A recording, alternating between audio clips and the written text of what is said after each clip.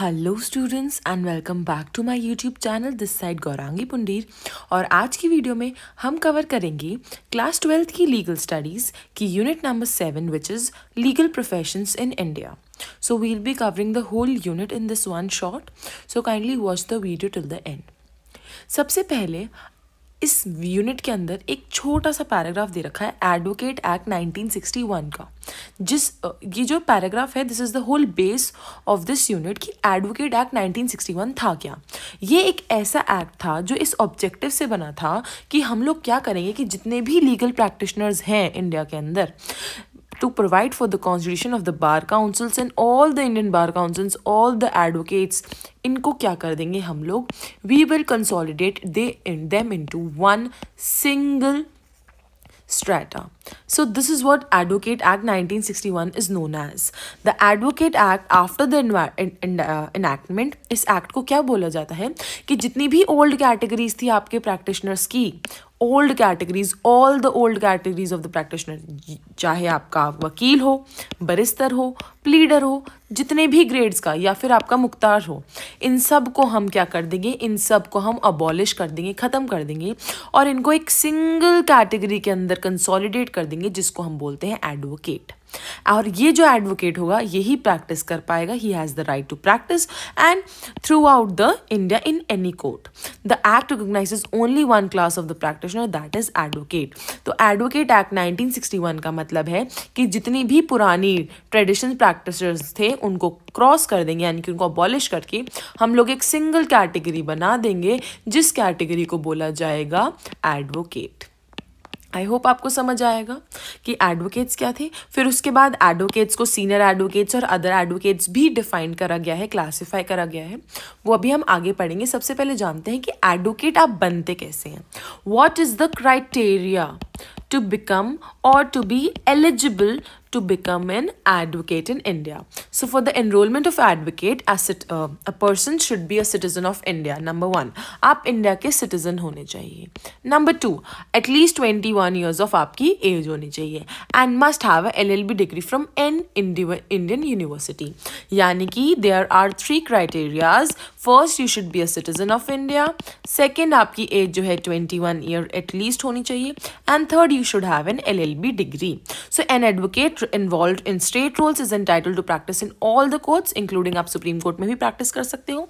और एक additional requirement होती है all Indian bar council examination की, जो अब सिंस 2010 से हो गई है कि आपको अगर एडवोकेट बन के प्रैक्टिस स्टार्ट करनी है तो आपको इन सब के बाद एक ऑल इंडियन बार एग्जामिनेशन भी देना पड़ता है और यह एग्जामिनेशन आपका बार काउंसिल ऑफ इंडिया लेती है. नाउ अब ये तो हो गया कि अगर आप इंडिया के सिटीजन हैं तो आपको ये क्राइटेरिया फुलफिल करना पड़ेगा. व्हाट इफ अगर आप एक फॉरेन नेशनल है, यानी कि एक फॉरेन सिटीजन है, तो आपको क्या करना पड़ेगा.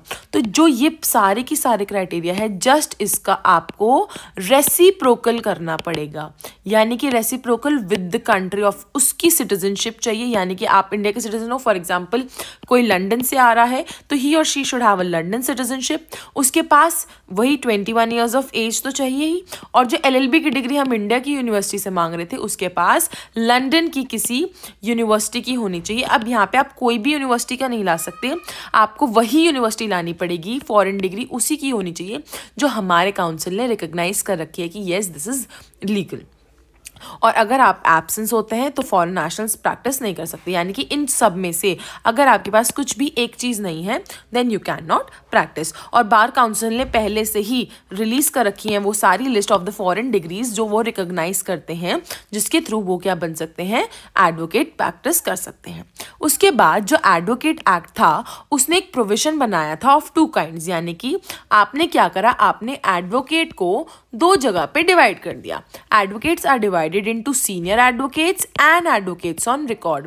तो सबसे पहले आता है सीनियर एडवोकेट्स कौन है. सीनियर एडवोकेट्स ऐसे एडवोकेट्स होते हैं जो designate by the supreme court of India या फिर कोई भी हाई कोर्ट से, and the court can designate any advocate with the senior advocate. Court किसी को भी बोल सकते हैं, किस बेसिस पे, जो उनकी ओपिनियन में हैज एबिलिटी कि ये एक स्पेशल नॉलेज रखता है और इसके पास एक्सपीरियंस है लॉ को लेके. The said advocate is deserving in the distinction. Examination. उसके बाद जो सीनियर एडवोकेट है, is not entitled to appear without an advocate on record on the supreme court without any junior और any other tribunal in the India. यानी कि ये appear नहीं कर सकते बिना किसी एडवोकेट ऑन रिकॉर्ड या फिर किसी जूनियर एडवोकेट के, और ना ही they can not file the vakalatnama. What is vakalatnama? Vakalatnama एक ऐसा पेपर होता है, या आप ऐसे कह सकते हैं, एक ऐसा फॉर्मल लेटर होता है जिसके अंदर दो साइन करते हैं आपके एडवोकेट की जी मैं इनका केस लड़ूंगा, उस पार्टी का नाम, जिसके अपोजिशन में पार्टी है वो जो भी केसेस लड़ रहे हैं, और कोर्ट में वो सबमिट करते हैं कि हाँ जी I legally sign this that I am in a legal contract with this party, कि मैं केस साइन करूंगा। इसको वकालतनामा बोलते हैं। और सीनियर एडवोकेट्स वो साइन नहीं कर सकते, वो एंटाइटल नहीं है। उसके बाद आता है कि एक जो चीज़ जो उनको अलग बनाती है कि they senior advocates wear a flap at the back of their gown, जो उनका गाउन होता है उसके बैक पे ये फ्लैप पहनते हैं। ये तो थे आपके सीनियर एडवोकेट। अब एडवोकेट ऑन रिकॉर्ड कौन होते हैं? एडवोकेट ऑन रिकॉर्ड वो होते हैं, यही एडवोकेट्स हैं जो वकालतनामा फाइन कर सकते हैं, कोई भी डॉक्यूमेंट सुप्रीम कोर्ट के सामने शो कर सकते हैं। They can also file appearance of any party. No other high court in the India have similar provisions. याद रखना, अगर आपको advocate of to practice an advocate of record, you should have need to practice for 4 years as an advocate. उसके बाद ही, पहले आपने 4 years क्या करना है? एडवोकेट प्रैक्टिस करना है। उसके बाद आप एडवोकेट ऑन रिकॉर्ड बनोगे। उसके बाद there must be intimate supreme court की ट्रेनिंग होनी चाहिए, और आपको एक अच्छे सीनियर एडवोकेट के अंडर भी काम करना पड़ेगा। और जैसे आपकी 1 ईयर की ट्रेनिंग पूरी हो जाएगी, आपको एक एग्जाम देना पड़ेगा जो सुप्रीम कोर्ट खुद से कंडक्ट कराता है, और जैसे ही आप एग्जाम कंप्लीट कर लोगे then you can be a advocate on record, and only an advocate on record can file a wakalatnama on the behalf of the client by the Supreme Court sent to the advocate on record. So this is a very basic difference given in your NCERT, and this difference can come in your exam, और ये बहुत बार आ भी चुका है, तो this is a previous year question. Next we have state bar council. अब हम पढ़ेंगे कि जो मैं सेंटर, स्टेट या फिर बार काउंसिल ऑफ इंडिया बोल रही हूँ, ये है क्या। तो ये एक ऐसा एक्ट था कि हम लोग हर स्टेट के अंदर एक ऐसी काउंसिल बना देंगे जिसमें आपके एडवोकेट जनरल होंगे, और साथ ही साथ एडवोकेट जनरल क्या कर पाएंगे?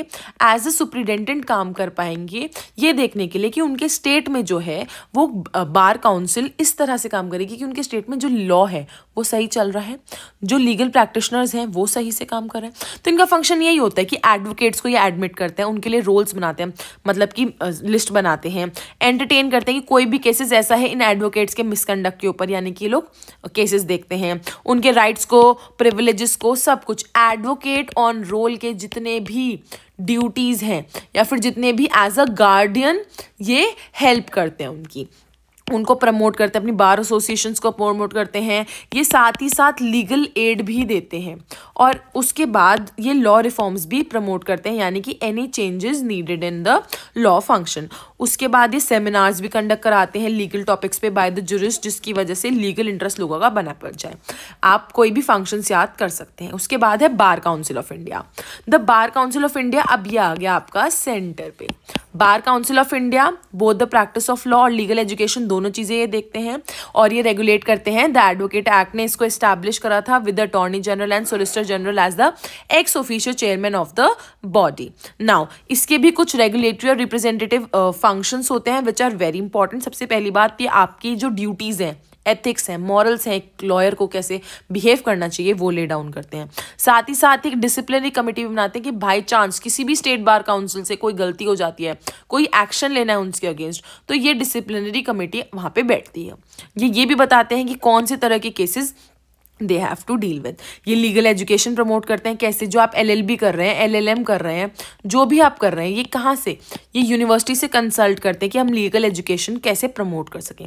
ये यूनिवर्सिटीज़ बनाते हैं। For example, you have to do LLB after your graduation, so you have to give CLAT or you'll give ALET. Now अगर आपको पता है कि NLU Delhi is good और NLU Bangalore is good, तो how is this NLU setup? तो ये जो नेशनल लॉ यूनिवर्सिटीज़ होती हैं, ये बार काउंसिल ऑफ इंडिया ही रिकॉग्नाइज करते हैं कि आप ही LLB करा पाएंगे, और ये उसके बाद उनको विजिट भी करते हैं। ये सेमिनार्स, टॉक्स भी करते हैं उन्हीं यूनिवर्सिटीज़ के अंदर जिसके लोगों का लीगल इंटरेस्ट बना रहे हैं, और साथ ही लीगल एड भी प्रोवाइड करते हैं पुअर को। लीगल एड का मतलब क्या है? हेल्प करते हैं गरीबों को। उसके बाद ये भी करते हैं कि जो फॉरेन क्वालिफिकेशंस हम लोग अभी बोल रहे थे कि how you have to become, if somebody is a foreign national और उसको एडवोकेट बनना है इंडिया के अंदर, he has to practise advocacy. So वो कैसे होगा, तो वो भी बार काउंसिल ऑफ इंडिया ही ले डाउन करती है। इसके functions again important. Then we have duty of an advocate. This is the most important question and you can say the most repeated one.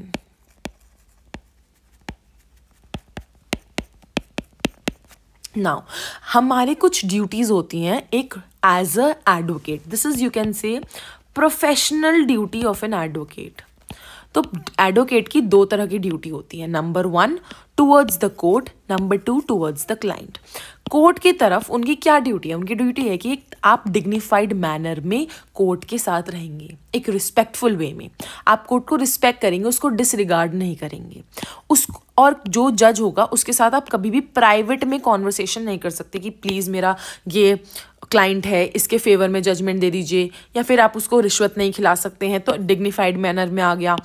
Impartiality रहेंगे, impartial रहेंगे और किसी भी illegal manner में एक्ट नहीं करेंगे अपनी जो ऑपोजिशन है उसके तरीके. फॉर एग्जांपल ए और बी का केस चल रहा है and you are representing a, तो आप बी की तरफ कोई भी इलीगल काम नहीं कर पाएंगे, मतलब इलीगल तरीके से जीतना नहीं है आपको. फिर क्लाइंट की तरफ क्या है, एक्सेप्ट द ब्रीफ्स, और यू कैन से जो ब्रीफ डिटेल्स होती हैं उनके जितने भी ग्रीफ हैं यानी कि जो दिक्कतें हैं वो भी, और बीच में से कभी भी आप ड्यूटी से विड्रॉ ना कीजिए. ये नहीं कि कोर्ट की तारीखें चल रही हैं और बीच सुनवाई में से आप छोड़ दें केस. साथ ही साथ कभी भी एविडेंस को सप्रेस मत कीजिए, उसे दबाइए मत, क्योंकि उससे क्या होगा, जो सच है वो बाहर नहीं आ पाएगा. तो सच लाना भी बहुत ज़्यादा ज़रूरी है. और ऐसे केसेस में आप अपीयर नहीं कर सकते जहाँ पे आप खुद ही विटनेस हो. अगर मैं ही विटनेस हूँ then I can not appear as an advocate in that case. और साथ ही साथ कॉन्फिडेंशियलिटी को मेंटेन करना पड़ता है. You have to keep the secret because you have to find out the truth. आप कोई भी ऐसी फीस नहीं ले सकते on the basis of outcome of matter. इसको कंटिंजेंसी फीस भी बोलते हैं. व्हाट इज कंटिंजेंसी फीस, कि भाई अगर मैं जीत गई तो मैं एक्स्ट्रा पैसे लूंगी. नहीं, जितना आपने ऑलरेडी डिसाइड करा था before the starting of the case आपको उतना ही मनी लेना है. आप on the basis of the case नहीं ले सकते हैं fees. And not to negotiate directly with the opposing party, यानी कि बिना ए के मौजूदगी के आप बी से अकेले में नहीं मिल सकते डायरेक्टली कि पैसे लेके सुलटा दो. No, that is not a dignified way to act. So that is against the professional and ethic duty of an advocate. So these are the duty that the advocate has to follow. And I am saying this question will come in your boards. So kindly learn this question आप as it is. इसी को जैसे मैंने chart बनाया आप as it is kindly take the screenshot of this video and just write it in your notebook. Next we have advertising by lawyers, यानी कि lawyers advertisement किस तरह से कर सकते हैं. जो इंडिया है उसमें आपकी जो बार काउंसिल ऑफ इंडिया है उसने ही एडवर्टाइजिंग को स्ट्रिक्टली रिस्ट्रिक्ट कर रखा है, रोक लगाई हुई है. एक जो एडवोकेट है वो खुद को प्रमोट नहीं कर सकता, लाइक सर्कुलर्स, एडवर्टाइजमेंट, टाउट्स या किसी भी कम्युनिकेशन के थ्रू आप नहीं कर सकते अपने आप को प्रमोट. तो इसीलिए ये जो आप न्यूज़पेपर में फलाना ढिमकाना फोटोग्राफ्स कुछ भी नहीं कर पाओगे, तो आप कर क्या पाओगे. तो एक अमेंडमेंट निकाला था, यानी कि एक रूल निकाला था जिसमें आप कुछ सर्टेन इंफॉर्मेशन शेयर कर सकते हो, यानी कुछ गिनी चुनी चीज़ें जो है पब्लिश कर सकते हो. क्या है वो 5 चीज़ें हैं, 5 pieces of information. And what are the 5 pieces. सबसे पहला पीस अपना नाम, सेकेंड पीस अपना नाम या फिर आप किसी फॉर्म में हो तो आप उसका नाम लिख सकते हैं, अपनी कॉन्टैक्ट डिटेल्स. थर्ड, आपने किस डेट पे डिटेल ऑफ द एनरोलमेंट, कब आपने एनरोलमेंट करा था बार के साथ. और उसके बाद अपनी प्रोफेशनल और academic qualification. For example you have done LLB from, LLM from, PhD from, this all. And then the area of practice, यानी कि आप कौन से एरिया में हैं, you are in which state और you are doing in which city और in which colony, you can write that. So these are the 5 things. In short अगर इस वाले टॉपिक को बताऊं तो बार काउंसिल ऑफ इंडिया बहुत ज़्यादा स्ट्रिक्ट है कि वो इंडिया में लॉयर्स को एडवोकेट नहीं करने देते हैं. वो बोलते हैं कि आप पर्सनल बेसिस पे कभी भी अपने आप को एडवर्टाइज नहीं कर पाते because there are some professional ethics that you have to maintain as a lawyer. तो उन्होंने 5 चीज़ें निकाली हैं कि आप name, number, address, professional details, professional qualifications और डिटेल ऑफ द एनरोलमेंट कर सकते हैं। उसके अलावा आप कुछ भी नहीं कर सकते। अलग अलग कंट्रीज में अलग अलग रूल्स हैं, जैसे कुछ कंट्रीज में 7.1, 7.2, 7.3 रूल्स हैं, but to keep in perspective of your board, only this will come in your exam. Then we have a topic called the opportunities of law graduates in India. Now this topic is given very widely in your NCERT, but I would just like to tell you कि जब भी NCERT में for example board में आपका question आएगा तो आपका question case based होगा या फिर आपका क्वेश्चन MCQ में होगा. फॉर एग्जाम्पल ऐसे क्वेश्चन होगा, A, you are Gaurangi and she is pursuing law graduate and she wants to continue as a practice as advocate in the country of India. So what are the options she have? She has to do litigation, law firm practice, corporate sector, etc. So इसमें से एक MCQ आपको चुनना होगा. ये होता है MCQ का तरीका जो इस अपॉर्चुनिटी ऑफ लॉ ग्रेजुएट से पूछा गया है. सो सबसे रिपीटेड जो क्वेश्चन था जो प्रीवियस ईयर में आया था, वो प्रीवियस ईयर क्वेश्चन था ये पब्लिक पॉलिसी का. ये क्वेश्चन था कि अगर किसी को पब्लिक पॉलिसी में आना है तो उन्हें कौन सा एग्जाम देना पड़ेगा, तो उनको लैम्प का एग्जाम देना पड़ेगा, which is the legislative assistance of member of parliament. Starting से देख लेते हैं एक बार. लिटिगेशन होता है जब जो ग्रेजुएट्स होते हैं वो एडवोकेट बनना चाहते हैं कंट्री के कोर्ट में, एंड वो कैसे अचीव कर सकते हैं, बाकी किसी एडवोकेट के अंदर एक्सपीरियंस करके या फिर लिटिगेशन में केसेस लड़के. Second is law form practice, जो साइज में वैरी करता है, प्रैक्टिस एरियाज में वैरी करता है. उसके बाद है कॉर्पोरेट सेक्टर. कॉर्पोरेट सेक्टर्स में कि इनकी खुद की लीगल प्रैक्टिस होती है इन हाउस, तो इनकी जब इन हाउस काउंसिल होती है तो उन्हें लीगल एडवाइस चाहिए होती है बिजनेस के कंपनी को बिजनेस में से. सो आफ्टर दैट वहाँ पे कॉर्पोरेट सेक्टर में लॉयर की जरूरत पड़ती है. उसके बाद legal research and academia, research centres को थिंक टैंक चाहिए, यानी कि ऐसे प्रोफेशनल्स चाहिए जो रिसर्च कर सकते हैं. और कुछ लॉ ग्रेजुएट्स ऐसे होते हैं जो टीचिंग को and they do research for their profession. So you can do legal research and academia. उसके बाद आप फर्दर स्टडी कर सकते हो, जैसे LLB के बाद LLM कर लिया, PhD कर लिया. So this was all traditionally followed. Now people also do BSc LLB, BBA LLB. So there are different types of law graduate opportunities. See, I have made this video only for the purpose of the boards. So if you just watch it one shot and write the notes as written in the PPT, it will be more than helpful and will let you score 100 on 100 in your legal studies exam. So kindly write in the comment box like which chapter do you need